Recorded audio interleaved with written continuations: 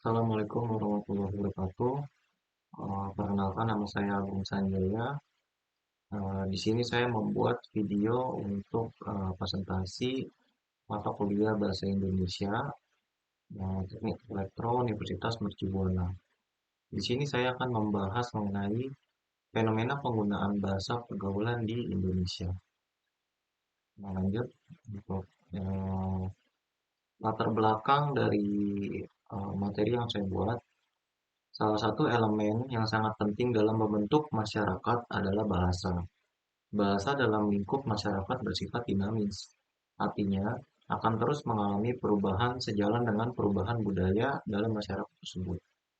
Seiring dengan perkembangan zaman dan teknologi yang semakin maju, penggunaan bahasa di kalangan remaja atau dikenal sebagai generasi milenial juga mengalami perkembangan dan perubahan. Hal ini mengakibatkan munculnya bahasa gaul di kalangan remaja. Penggunaan bahasa gaul oleh generasi milenial memiliki banyak daya tarik dan keunikan yang bisa kita temukan jika kita mempelajari secara mendalam. Penggunaan bahasa gaul oleh kalangan remaja dapat menciptakan suasana interaksi yang menyenangkan. Ini bisa disebabkan oleh beberapa faktor, termasuk fakta bahwa bahasa gaul baru dan umumnya tidak dikenal oleh remaja di luar kelompok yang menggunakannya. Berbeda dengan bahasa khusus yang digunakan oleh instansi atau organisasi tertentu, memiliki keunikan karena berbeda dengan bahasa lain. Ehm, dari rumusan masalah, maka saya mendapatkan tiga. Yang pertama yaitu karakteristik bahasa pergaulan di dalam media sosial pada era milenial.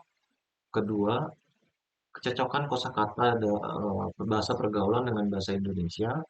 Dan yang terakhir, ketiga, dampak positif dan negatif bahasa gaul dalam media sosial Instagram pada era milenial. Berikutnya untuk karakteristik bahasa pergaulan di dalam media sosial pada era milenial. eh, Sekilas bahasa ini memiliki pola mana suka atau sesukanya. Jadi setelah remaja-remaja yang akan memodifikasi bahasa-bahasa tertentu. Akan tetapi, kemampuan bahasa gaul tersebut dapat menyebar ke kata lainnya yang disebut difusi leksial atau ungkapan dari suatu bahasa atau dialek ke bahasa dialek lainnya. Selain itu, kaidah perubahan yang terjadi pada bahasa gaul akan berdifusi dan menyebar pada kata lainnya, sehingga bahasa gaul semakin banyak. Misalkan, kata semangat menjadi cemungut, malas gerak, mager, bawa perasaan, baper, dan masih banyak lagi. Penggunaan bahasa tersebut dapat mengindikasikan adanya kaidah bahasa yang digunakan di dalamnya.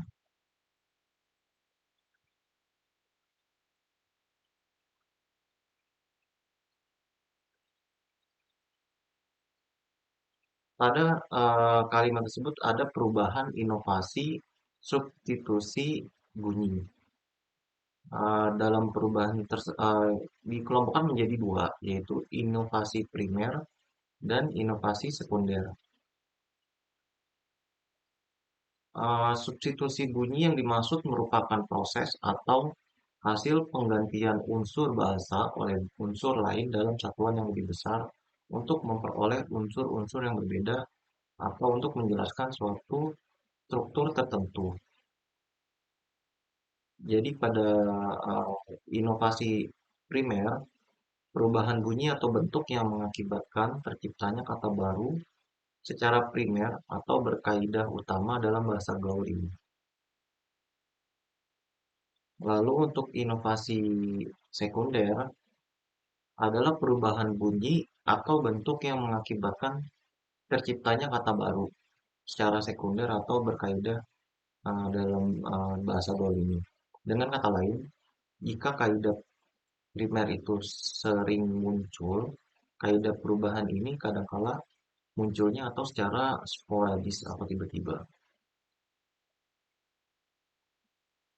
Lalu pada inovasi primer, terdapat inovasi-inovasi yang dimana dari inovasi AI menjadi UI, UY. Jadi bisa dilihat dari contoh screenshot yang sudah saya dapatkan dari salah satu dari Instagram ya. Saya mencari dari Instagram, di mana orang-orang menyebut uh, ini adalah perubahan inovasi dari dari huruf I atau dalam bahasa Indonesia menjadi bunyi UI dalam bahasa gaulnya. Jadi dalam akun tersebut menuliskan santuy pagi menjelang siang. Jadi kata yang seharusnya itu santai, tapi berubah menjadi santuy. Ada inovasi eh, huruf S menjadi C. Contohnya bisa kita lihat pada postingan akun eh, orang di di sini itu kata semangat menjadi semut. Jadi itu harusnya itu semangat ya, tapi S itu diubah menjadi C. Oke, yang terakhir inovasi R menjadi Y.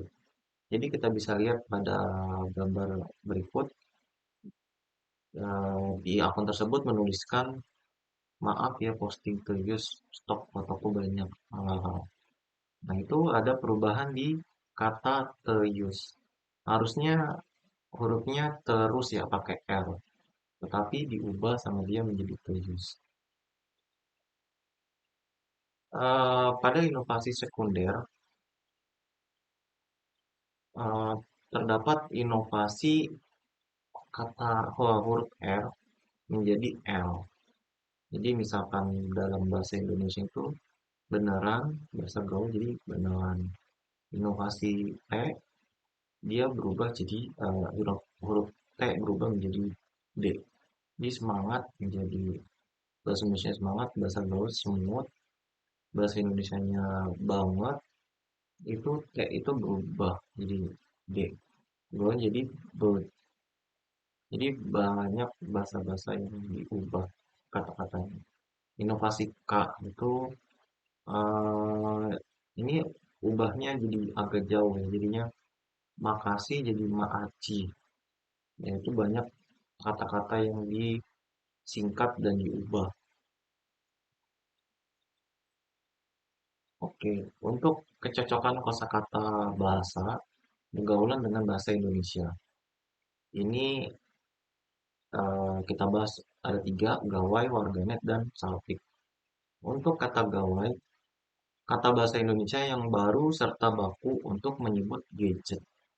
Gawai sendiri mempunyai arti kakas atau alat karena benda-benda elektronik seperti laptop, tab, atau ponsel masih dikategorikan sebagai alat. Maka gawai dianggap merupakan kata yang tepat untuk menggantikan gadget. Jadi saat ini banyak orang yang menyebutkan laptop ya, laptop, HP, ya, ponsel. Ya.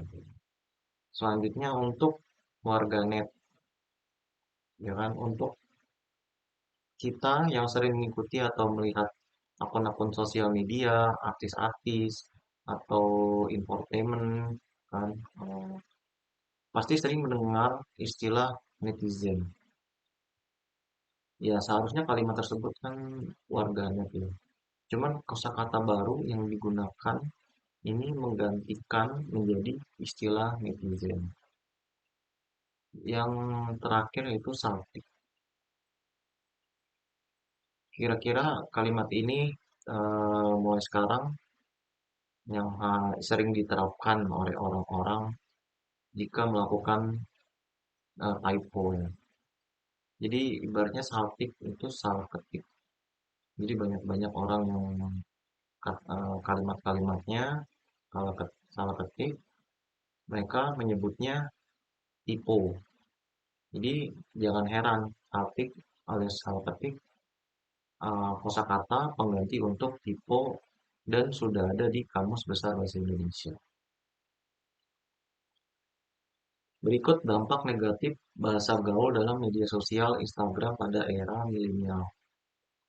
Yang pertama, eksistensi bahasa Indonesia terancam tersingkirkan oleh bahasa gaul. Berbahasa sangat erat kaitannya dengan budaya sebuah generasi. Kalau generasi negeri ini kian tenggelam dalam pudarnya bahasa Indonesia yang lebih dalam, mungkin bahasa tersebut akan semakin terancam sebagai bahasa nasional atau penanda identitas negara atau bangsa.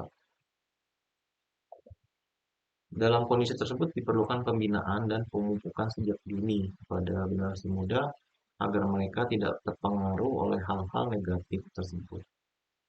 Eh, Kedua, mengganggu pemahaman bahasa bagi orang lain.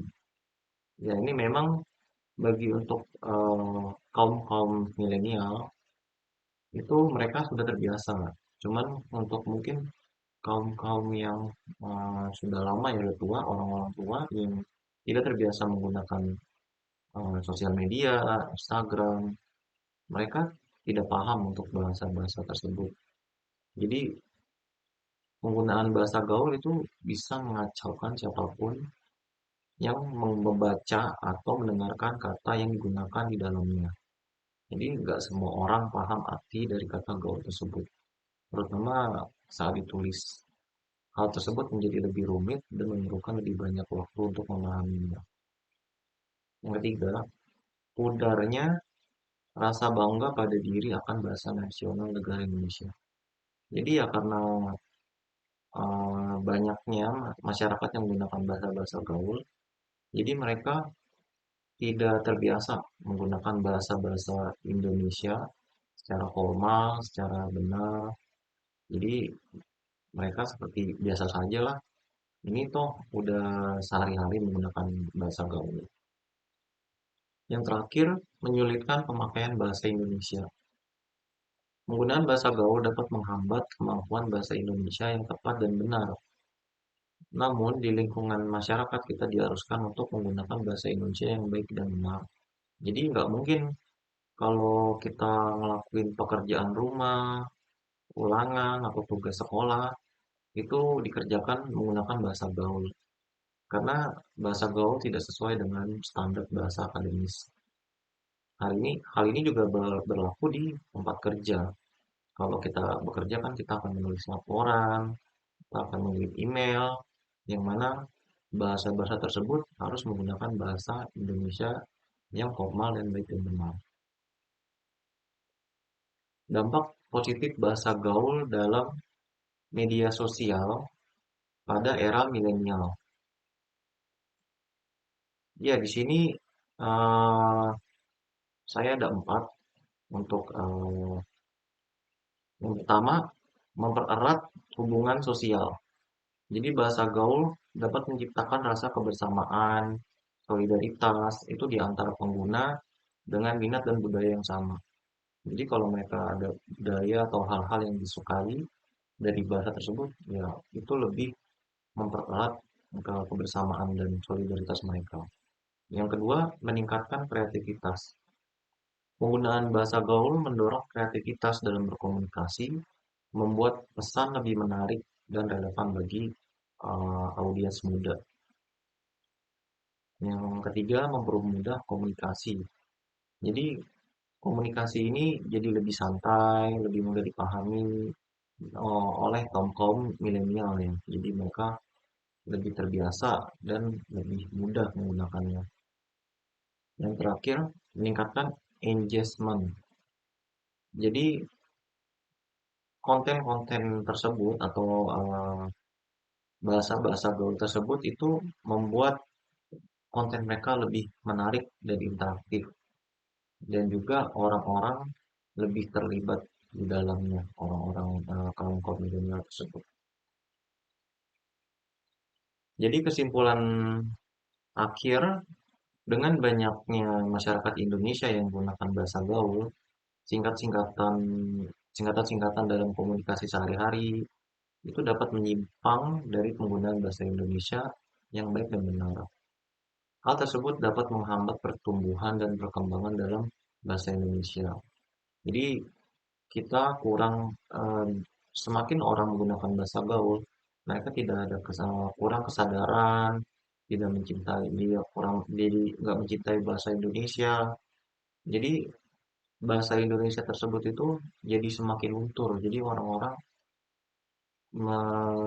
melihat bahasa Indonesia itu jadi nggak paham dengan bahasa Indonesia yang baik dan benar karena terbiasa dengan bahasa-bahasa gaul. Jadi bahasa Indonesia itu sendiri akan menjadi terlupakan. Oke, ini adalah daftar referensi yang saya dapat dan saya yang ada di